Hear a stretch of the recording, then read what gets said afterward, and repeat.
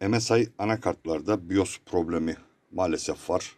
MSI resmi sitesinde bulunan exe uzantılı BIOS dosyasını nasıl yükleyeceğimi anlatmaya çalışacağım.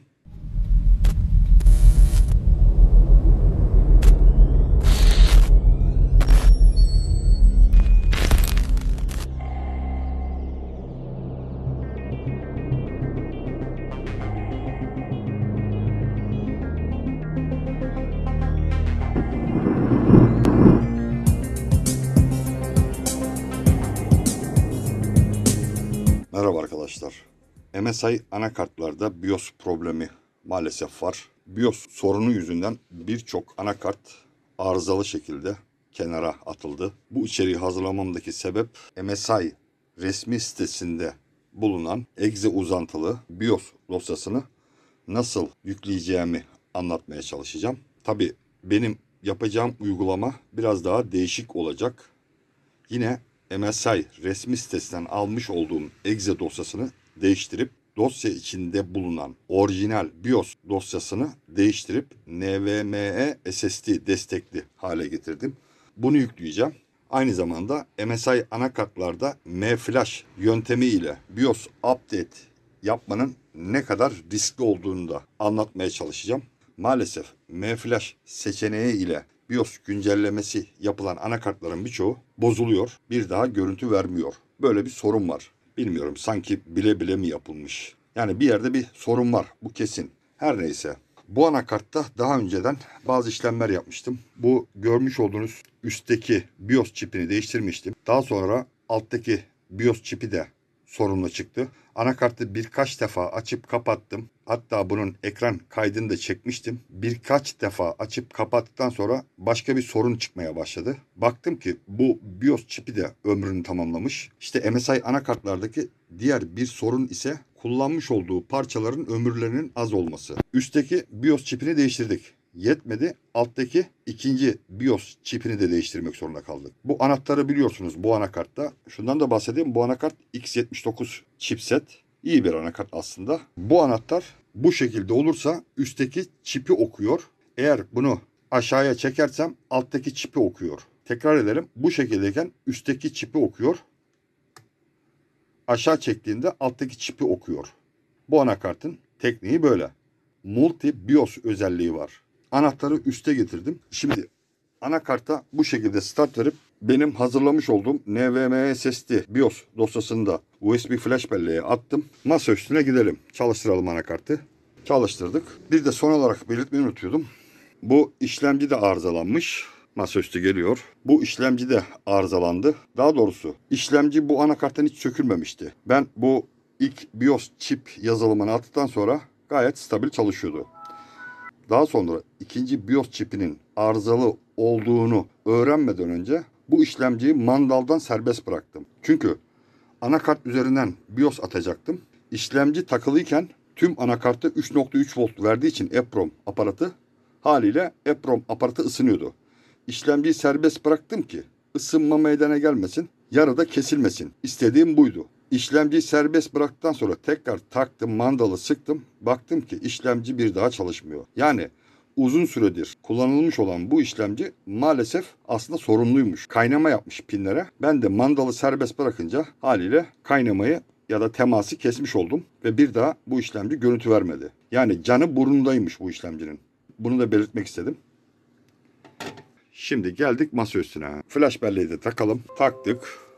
Benim özel hazırlamış olduğum dosya burada. Orijinal dosya bu değil. Bu NVMe SSD modlu BIOS enjekte edilmiş exe uzantılı bir dosya. Resmi sitesinde de bu şekilde. Yani resmi sitesinde şuradan sonra exe uzantısı geliyor. Tabi bunları sonradan ben ekledim.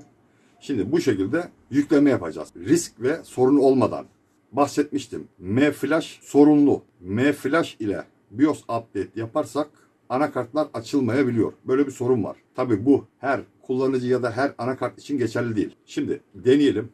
Ben bu dosyayı hazırladım. Yani kullanıcıya kolaylık olsun diye hazırladım. Deneyelim bakalım ne olacak. Çift tıkladım. Altta bir klasör oluşturdu. Bir de benim hazırlamış olduğum BIOS dosyasını da çıkarttı. Ve önümüze böyle bir ekran geldi. Şimdi eğer onaylayıp kabul ediyorum dersem ve okey dersem BIOS güncellemesi yapacak. Bakın bu anakart multi BIOS özellikli. Hata yapsam da diğer BIOS'tan öbür BIOS'a çekebiliyorum. Deneyelim. Bakalım olacak mı? Ve ikisi de aynı versiyonmuş. Yüklediğimde. Okey diyelim.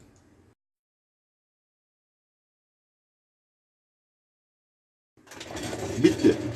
Ne diyor? Sistem otomatik olarak 0 saniye sonra kapanacak dedi. Kapattı. Bakalım anakart açılacak mı? Diğer teknikli anakartlar birik oluyordu. Yani kapatıyordu. Bir daha açmıyordu. Bakalım görüntü gelecek mi?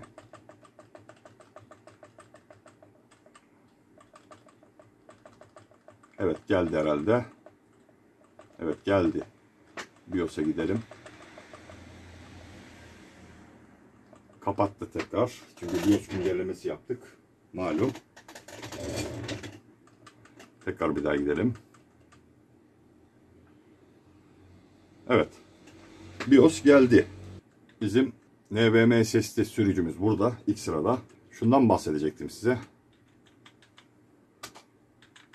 Bu M-Flash tekniği böyle update dediğinizde şimdi burada dosyayı görüyorsunuz. Bu şekilde enter'ladığımda maalesef birçok MSI anakart arızalanıyor. Ya da bir daha görüntü vermiyor. Bu M-Flash olmamış. Böyle bir sorun var bunda. Yapamamışlar. Az önce masa üstünden yapmış olduğum teknik daha kolay ve daha güvenli. Mümkün olduğunca bunu kullanmamaya çalışın derim. Yoksa anakartınız bir daha görüntü vermez. Açılmayabilir. Yine bahsedeyim. Bu her MSI anakart için geçerli değil. F10 diyelim. Masa üstüne gidelim tekrar. USB flash bellek içindeki çıkartmış olduğu dosyaları bu klasördekilerini silmiş. Sadece yüklediği BIOS modülünü bırakmış. İşte size anlattım nasıl yapılacağını. Tabii bahsettiğim bu uygulamayı da yapmak biraz sıkıntılı. Ben exe içeriğini değiştiriyorum burada. Bunu da ileriki zamanlarda anlatabilirim. Bu içeriğimiz böyle kısa olacaktı. Birilerine fayda sağlasın diye bunu da yayınlama ihtiyacı hissettim. Umarım da faydalı olmuşumdur. Bu anakartı gönderen değerli kardeşime mesaj attım. Bu işlemci artık bozuk. Bunu yapacak bir şey yok. Canı burundaymış. Mandalı söktüğüm anda işi bitti. Öyle diyelim. İşte maalesef Intel işlemcilerde böyle sorunlar da var. Ben eski tip bizim 775 pin işlemcilerde böyle bir sorun görmedim. Ama yeni nesil 1156'dan başlayarak 1151'e kadar hatta 13. 14. nesil işlemciler de dahil hepsi sorunlu. Bana göre böyle. Maalesef Intel yapamamış, olmamış. Ben öyle diyorum. AMD de çok iyi demiyorum zaten. Onu da söyleyeyim. Teknoloji ilerledikçe sorunları büyüyor. Yani bana göre uğraşılmış bir çalışma yok. Alelade, gelişi güzel çalışma var. Eski sistemler böyle değildi. Bu benim yorumum tabii. Eski sistemler kararlı, uzun süre dayanıklı. Böyleydi. Ama bizim yeni nesil, yeni jenerasyon dediğim tüm sistemler bana göre hani birilerinin tabiriyle çöp. Çünkü uzun süre kullanamıyorsun. Belki bilinçli eskitme, belki bile bile yapılabilir de. Bunu ben bilemem. Bunun yorumu size ait. Neyse. Evet arkadaşlar, bu içeriğin de sonuna geldik. Bu ve buna benzer değişik enteresan içeriklerin gelmesini istiyorsanız kanalıma abone olun. Destek vermeyi de unutmayın. Beni izlediğiniz için hepinize teşekkür ederim. Hepiniz Allah'a emanet olun.